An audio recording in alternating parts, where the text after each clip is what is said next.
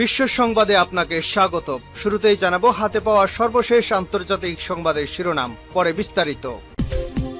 জানিয়ে দেব এই মুহূর্তে হাতে পাওয়া সর্বশেষ গুরুত্বপূর্ণ আপডেট বাংলা সংবাদ। শুরুতেই থাকছে, সেনাবাহিনীর সেই বৈঠক থেকেই পরিস্থিতি বদলে যায় যেভাবে।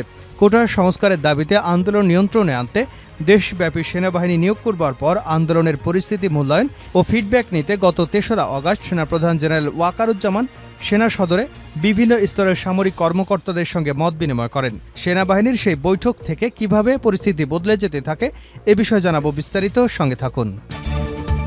এবারে জানাবো, সাবেক সমাজকল্যাণ মন্ত্রী দীপু মনির ৪ দিনের রিমান্ড মঞ্জুর করেছেন আদালত। সাবেক যুব ও ক্রীড়া উপমন্ত্রী আরিফ খান জয়ের ৫ দিনের রিমান্ড মঞ্জুর করা হয়েছে। রাজধানীর মোহাম্মদপুরে মুদি দোকানি আবু সাইদকে গুলি করে হত্যার মামলায় তাদের রিমান্ডে নিতে পুলিশের আবেদন মঞ্জুর করেন আদালত। এদিকে শিক্ষা মন্ত্রণালয়ে ঢুকে পড়েছেন শিক্ষার্থীরা। সচিবালয় অর্থ মন্ত্রণালয়ের সামনে বিক্ষোভ কর্মসূচি শেষে শিক্ষা মন্ত্রণালয়ের ভিতরে ঢুকে পড়েছে এইচএসসি ও সমমান পরীক্ষা বাতিলের এক দফা দাবিতে আন্দোলনরত শিক্ষার্থীরা। জানাবো, নিষিদ্ধের আদেশ প্রত্যাহারের চেষ্টায় জামাত। ৫ আগস্ট পট পরিবর্তনের পর ঢাকাসহ সারা দেশে দলীয় কার্যালয় সচল করা সহ স্বাভাবিক কার্যক্রম শুরু করেছে বাংলাদেশ জামায়াতে ইসলামী। এই মুহূর্তে দলটির সব মনোযোগ দুটি বিষয়ের উপর। একটি হচ্ছে নির্বাচন কমিশনে বাতিল হওয়া নিবন্ধন ফিরে পাওয়া এবং দল নিষিদ্ধের আদেশ প্রত্যাহার।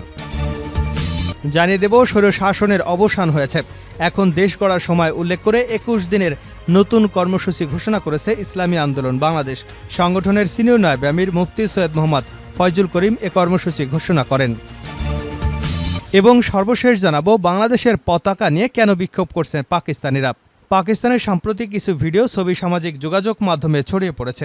সেখানে পাকিস্তানিদের বাংলাদেশের পতাকা হাতে বিক্ষোভ করতে দেখা যায়। কোথাও কোথাও আনন্দ মিছিল, এমনকি বাংলা গান গাইতেও শোনা যায়। এতক্ষণ শিরোনাম শুনছিলেন, এবার বিস্তারিত। প্রিয় দর্শক, আপনি যদি এই চ্যানেলে নতুন হয়ে থাকেন, ভিডিওটি দেখতে দেখতে চ্যানেলটি সাবস্ক্রাইব করে আমাদের সঙ্গে থাকুন। আর এই ভিডিও সম্পর্কে আপনি আপনার মূল্যবান মতামতটি কমেন্ট বক্সে জানিয়ে দিন। আর হ্যাঁ প্রিয় দর্শক, জানিয়ে দিন ভিডিওটি কোথা থেকে দেখছেন। সেনাবাহিনীর সেই বৈঠক থেকেই পরিস্থিতি বদলে যায় যেভাবে।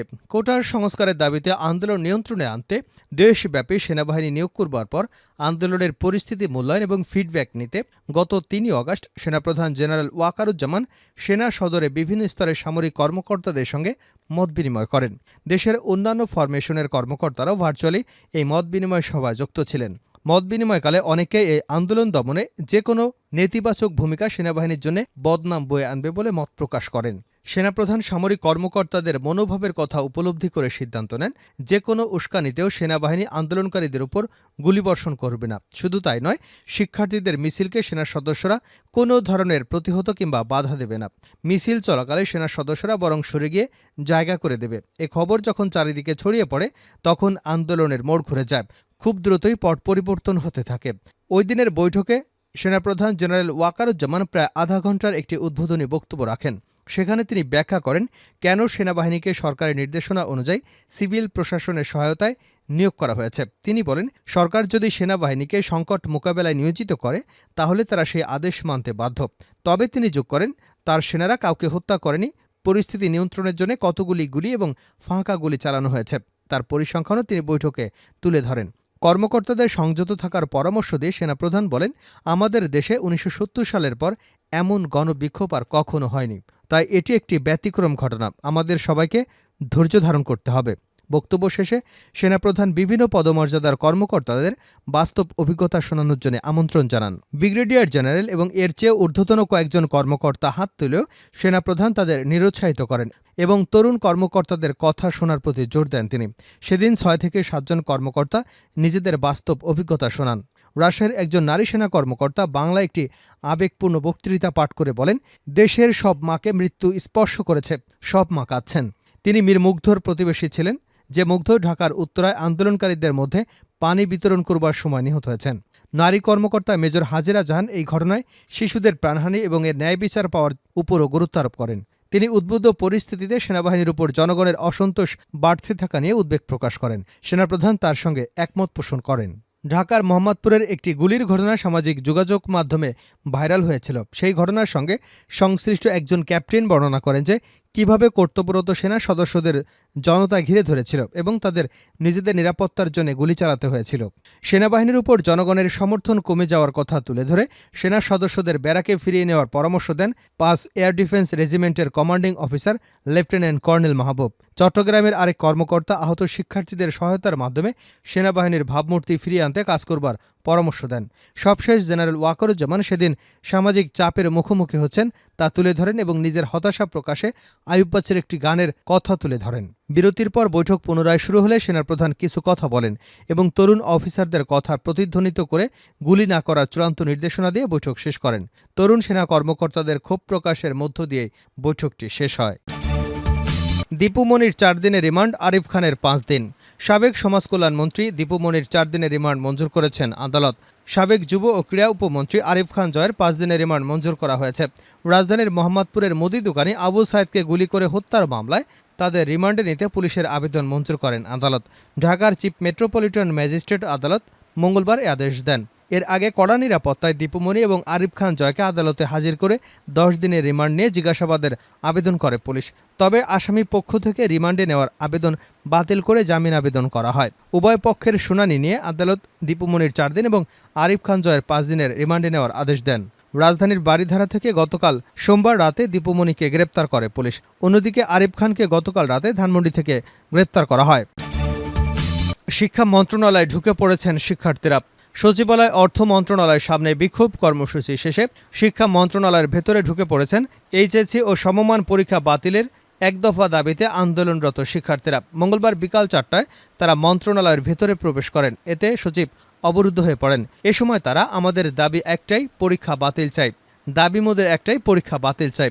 আপোষ না সংগ্রাম, সংগ্রাম সংগ্রাম। পরীক্ষা না বিকল্প, বিকল্প বিকল্প। যুক্তি দিয়ে আন্দোলন বন্ধ করা যাবে না ইত্যাদি স্লোগান দিতে থাকেন। এর আগে সকাল থেকে সচিবালয়ে শিক্ষা মন্ত্রণালয়ের সামনে জড়ো হন তারা। দাবি আদায় দুপুরের দিক থেকে তারা সচিবালয়ে ঢুকে পড়েন।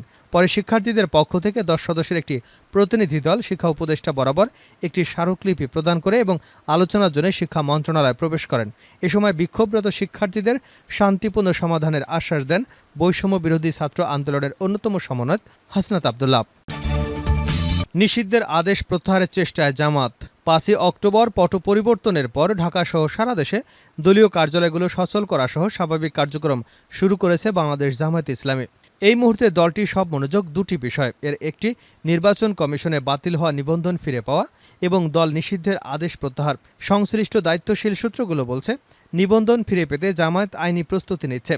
অন্যদিকে ছাত্র জনতার আন্দোলনের চূড়ান্ত মুহূর্তে নির্বাহী আদেশে দলকে নিষিদ্ধ ঘোষণার আদেশটি অন্তর্বর্তীকালীন সরকারের মাধ্যমে দ্রুত প্রত্যাহারের জন্য সংশ্লিষ্ট মহলে তৎপরতা চালাচ্ছে জামাত।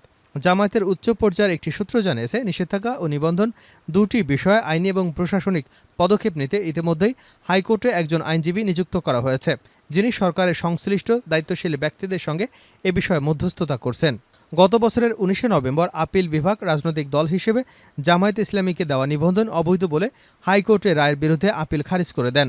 ওই দিন আদালতে জামায়াতের করা আপিলের পক্ষে নিয়োজিত জ্যেষ্ঠ আইনজীবী এজে মোহাম্মদ আলী ব্যক্তিগত অসুবিধার জন্য ৬ সপ্তাহ সময় চেয়ে আবেদন করেছিলেন। আইনজীবী মোহাম্মদ জিয়াউর রহমান তিনি শুনানি মুলতবির আবেদন করেন, কিন্তু আদালত এই আবেদন আমলে না নিয়ে আপিল খারিজ করে দেন। এর মধ্য দিয়ে জামায়াত ইসলামীকে দেওয়া নিবন্ধন অবৈধ বলে হাইকোর্টের রায় বহাল থাকে।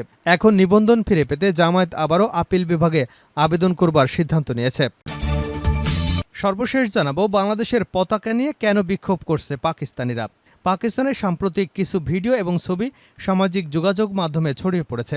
সেখানে পাকিস্তানিদের বাংলাদেশের পতাকা হাতে বিক্ষোভ করতে দেখা যায়। কোথাও কোথাও আনন্দ মিছিল, এমনকি বাংলা গানও গাইতে শোনা গেছে।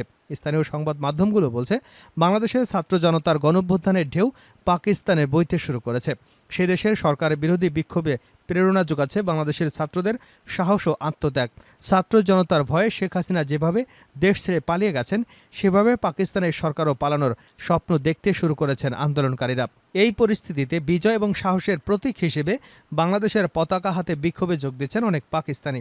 অনেক বাংলাদেশি ছাত্র শহীদদের প্রতি সম্মান জানাতে বাংলাদেশের পতাকা উড়াচ্ছেন। তারা বলছেন, হাসিনা সরকারের দ্বারা বাংলাদেশের সাধারণ মানুষ যেমন নির্যাতিত হয়েছেন, তেমনি আমাদের সরকারের হাতে পাকিস্তানিরাও নির্যাতিত হচ্ছে। বর্তমান পাকিস্তানের আন্দোলন ক্ষমতাবানদের দমন পীড়নের বিরুদ্ধেই।